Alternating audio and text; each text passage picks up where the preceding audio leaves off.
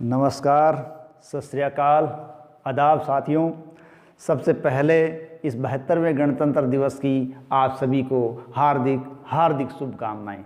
देखिए, हमारा देश 72वां गणतंत्र दिवस मना रहा है, लेकिन आज़ादी के बाद बहुत कुछ मायनों के अंदर ये एक अलग प्रकार का गणतंत्र दिवस होने वाला है। आज़ादी के 72 सालों में हमें ऐसा गणतंत्र दिवस देखने को मिल रहा है जैसा आज से पहले कभी नहीं हुआ। कोरोना के कारण, कोरोना महामारी के प्रकोप के कारण जो नौबत अब आई है उसने बहुत कुछ अलग कर दिया है। इस श्रेणी के अंदर या इस हिसाब के अंदर ये बहुत ही ऐतिहासिक होने वाला है। देखिए ऐसा क्या है।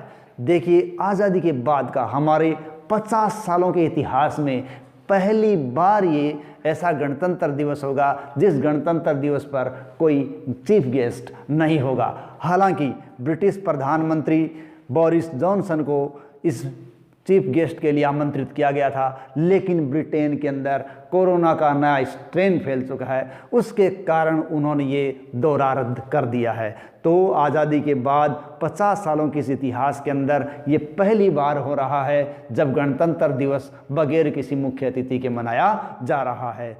दूसरी बात हम देखें तो आज़ादी के बाद ये पहला मौका होगा जब हमारे पड़ोसी देश की कोई सैन्य टुकड़ी हमारी परेड का हिस्सा बनेगी। हमें पता है कि हमारा भारत पाकिस्तान का युद्ध 1971 में हुआ था। उस 71 की लड़ाई के कारण बांग्लादेश का निर्माण हुआ था। वही बांग्लादेश जो हमारा बिल्कुल पड़ोसी देश है, उस पड़ोसी देश की एक सैन्य टुकड़ी अपनी आज़ादी की 50वीं वर्षगांठ मनाने के लिए, यहाँ 50वीं सालगिरह मनाने के लिए हमारी परेड का हिस्सा होगी। तो ऐसा हमारे आज़ादी के बाद पहली बार हो रहा है जब हमारे पड़ोसी देश की कोई सैन्य टुकड़ी हमारी परेड का हिस्सा बनेगी। इस मायने में भी ये बहुत ही अलग और एक ऐतिहासिक दिन होगा। इसी प्रकार पहली बार कोरोना के कारण हमें झांकियों का भी रूप अलग देखने को मिलेगा। इसके अंदर झांकियों की संख्या पहली बार कम की गई है और कुल 32 झांकियां यहाँ दिखाई जाएंगी।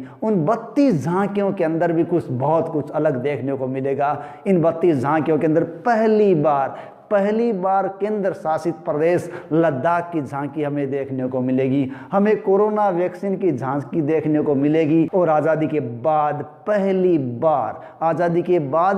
बार सीआरपीएफ की पहली बार खुद की झांकी हमें देखने को मिलेगी। इसके अलावा इस गणतंत्र दिवस का एक मुख्य आकर्षक होगा, वो ये होगा फाइटर लेफ्टिनेंट भावना कंठ। ठीक है, ये इस गणतंत्र दिवस की मुख्य आकर्षक रहेंगी, जो कि 2019 में बनी पहली 3 महिला फाइटर पायलटों में से एक है। ठीक है, और ये भारतीय वायुसेना की झांकी का एक हिस्सा होगी। ठीक है, और एक अन्य आकर्षक इस गणतंत्र दिवस का होगा, वो होगा राफेल फ्लाई पास्ट होगा। इसी प्रकार कोरोना का असर हमें अन्य रूपों पर देखने को मिलेगा। इसमें दर्शकों की संख्या जो पहले 1.5 लाख थी वो घटाकर मात्र 25,000 कर दी गई है, यानी दर्शकों की संख्या बहुत कम कर दी गई है। साथ ही साथ सोशल डिस्टेंसिंग का पालन किया जाएगा, मास्क का प्रयोग करना अनिवार्य होगा। इसी प्रकार आज़ादी के बाद पहली बार हो रहा है